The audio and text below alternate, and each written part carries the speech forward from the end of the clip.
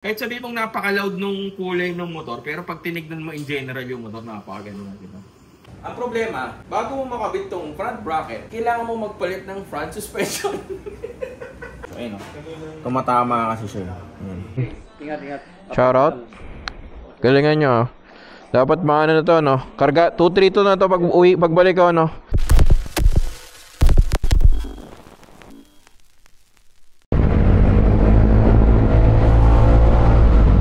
What is up, Brokey Storky here, and again we are back with another video. Yes, we are back.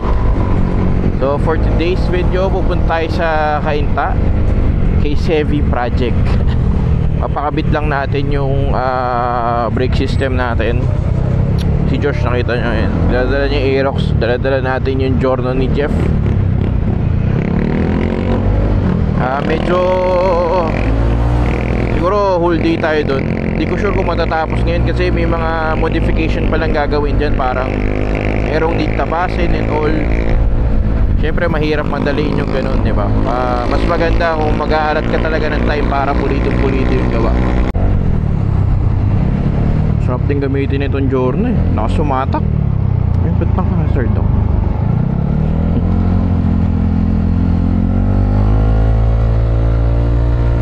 Pag bibili kayo ng mga pre-owned na kotse, second hand cars yan, car fair, sa mga tropa pips natin yan.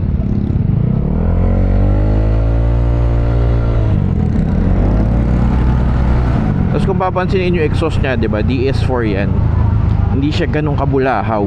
Kumbaga high RPM, sakto-sakto pa rin, hindi yung ganun ka-OA na ingay. Hindi ko sure kung naririnig nyo eh. Buti na lang di umulan. Dito lang to sa may Cainta. Hindi ko alam kung anong lugar yun eh. Basta mahan nyo na lang ako. Josh!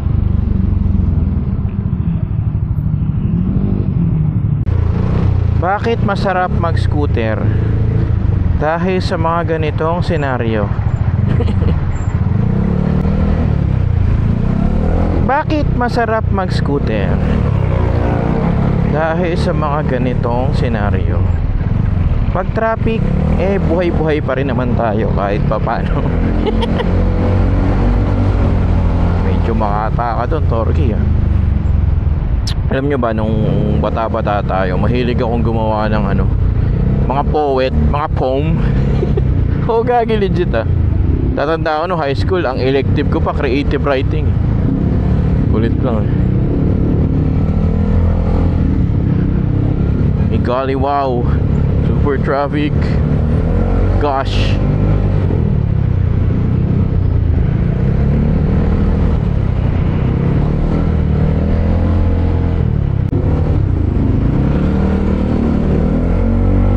Isipin mo kung fireblade dala mo dito, mainit na sa pakiramdam, mainit pa ulo mo.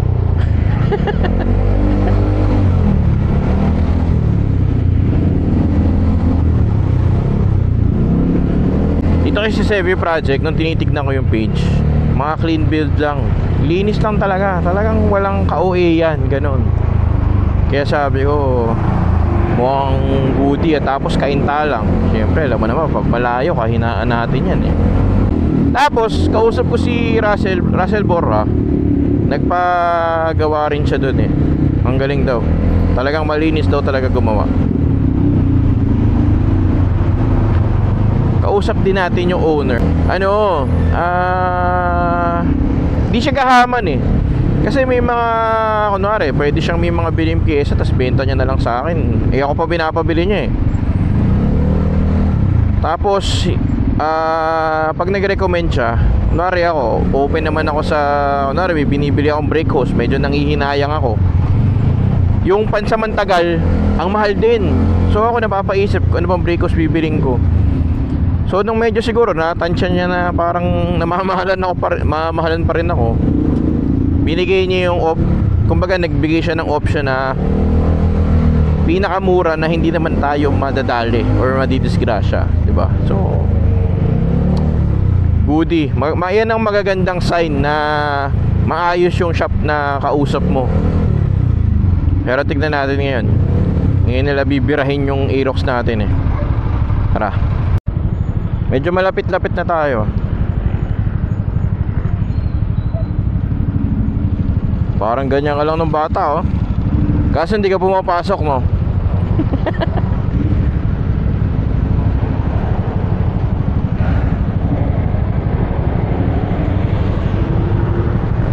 Sarap lang pag scooter kahit traffic ano.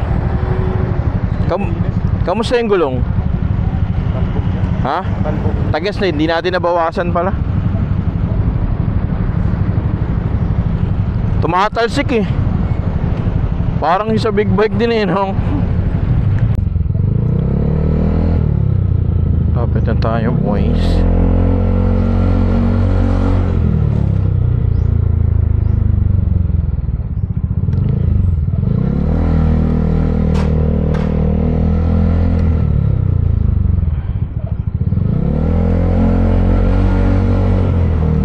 Medyo looban lang pala to.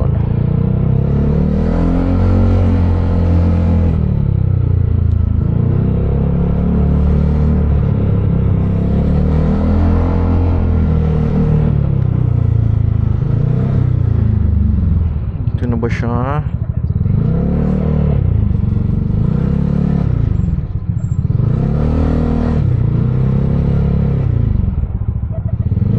Ayun. Sebi project.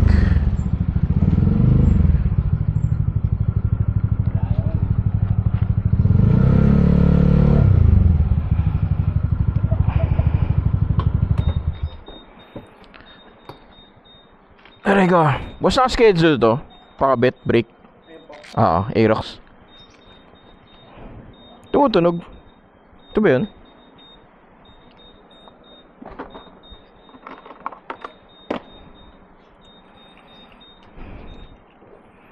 So mga brokers, nandito tayo sa Sevi Project sa Kaintalang. Ito, napakaganda dito. No? Kamusta Josh? Ang ganda. No? Pakita mo yung motor. Pakita mo yung motor. Tapos paano ka hindi may inspire gumastos yun, bro? Sa papaalam, kalokohan yun. Joke lang. Isa sa akin. So nagpakabit tayo ng ano, yung brake system kakabit natin. Tapos kumuha tayo ng Kamui na 267 na disc. Tapos itong ano, front bracket niya. Ang problema, bago mo makabit tong front bracket, kailangan mo magpalit ng front suspension. Ang gagawin natin dyan, boy. Ang gagawin natin, Josh. So, ang pinaka, kumbaga sa akin, medyo yung sinasabi mo, LCM, no? LCM. May kukuhanan sa tayo niyan, si Board Kid Creations. Kaso tulog pa siya, boy. Hindi sumasagot. Di ba? So, yan. Yun ang problema natin, di ba? Gagas, para palang mga Lego to. Bago mo buo, may mga secret na ano eh. Yan. Tingnan natin anong mangyayari. Pero for now, ito may ginawa. So gagawin natin dito, brother, may tatapasin, no? Yan. So kinabit kasi natin sa, ano tawag dito? Brake Master. RCS 17 na Corsa Corta, tapos 16. Sa likod, 2-pot na Brembo, tapos 4-pot sa harap. Yan. Stylema. Kaya lang, yun nga, sabi ko, ito maganda na sana itong, ito magandang klase naman na itong bracket na to, no? Sobrang ganda niya, ano siya, maarte. Ayun sa stock boy. So, malamang kailangan natin palitan yung front suspension. Pero tignan natin. Kasi wala naman tayong pambili ngayon. Diba? Mamaya, may front suspension kang bago. Wala ka namang pamilya. Pili ka lang. Anong pipiliin mo? Front suspension. Hindi, joke lang. Dito kagandaan mga bro sa Sevi Project. Si Master Bien, hindi sugapa. Pag tinanong mo siya, bibigay niya yung best option. Pero kasi pag sinabi mong best option, hindi ibig sabihin yun yung pinakamahal. Yun yung pinakabagay sa'yo. Diba? Minsan iba, pag tinanong mo, kutya yung pinakamahal yung ibibigay sa'yo. Kunwari ako, nangihinay. Ito, legit, diba? Nangihinay ako sa brake cost. Kasi yung brake cost na natatanungan ko, may 25,000, ganyan. Tama lang naman yung presyo, diba?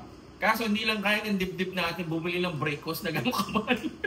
No, yung brake cost namin, gano'n ba yun? 2,000? Wala pa ata eh. Di ba? Pero, kagandahan doon, tinanong ko siya. Sabi ko, hindi naman ako papano dyan.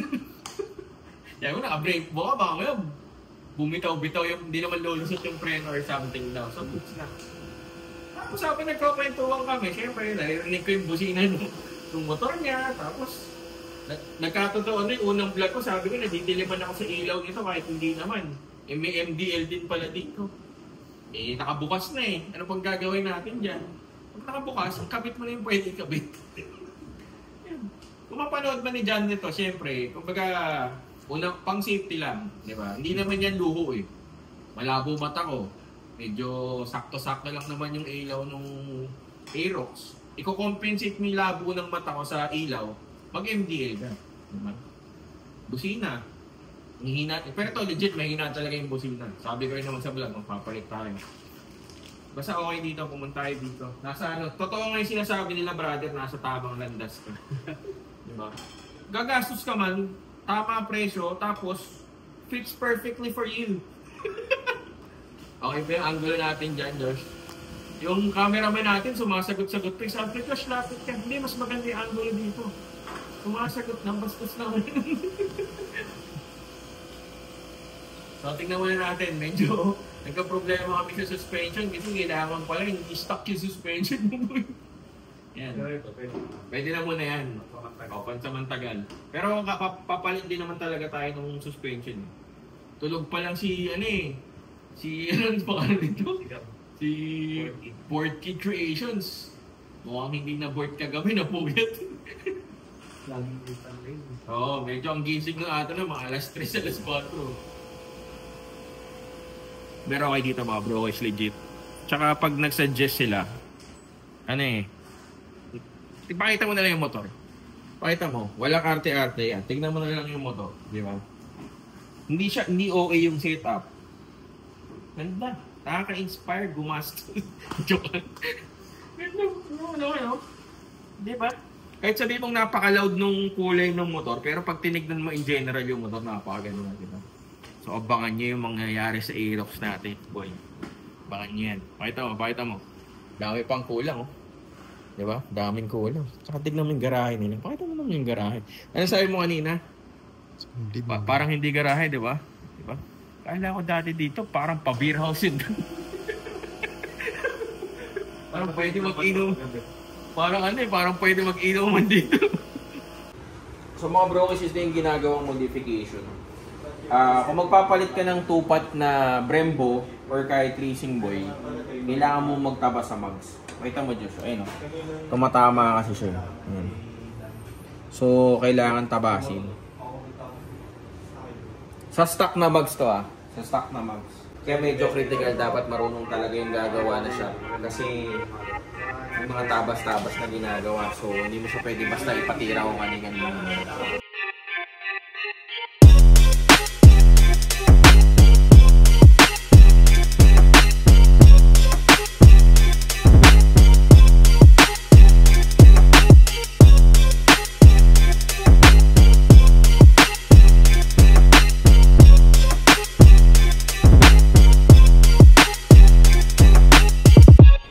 Brother, balikan na lang namin. Ingat. Shoutout. Galingan nyo. Dapat maano na to, no? Karga, 2-3 na to pagbalik ko, no? Charot lang. So, ginawa lang naman dito mga bro is yung brake system lang. Tapos, kailangan natin magpalit ng ng LCM na suspension. Pero ito, pansamantala lang to, di ba? Para makabit natin yung kamuwi na, ito yung kamuwi na bracket kasi yan. Wala, tignan natin. Balikan na lang natin sa mga sakit siya natin eh. Basta marami pang gagawin pero unti-unti, di ba? Unti-unti lang. Di ba? Brother, ikaw na bahala. Message na lang. Track day. Taka mo na. May base pa na naka-turbo, no?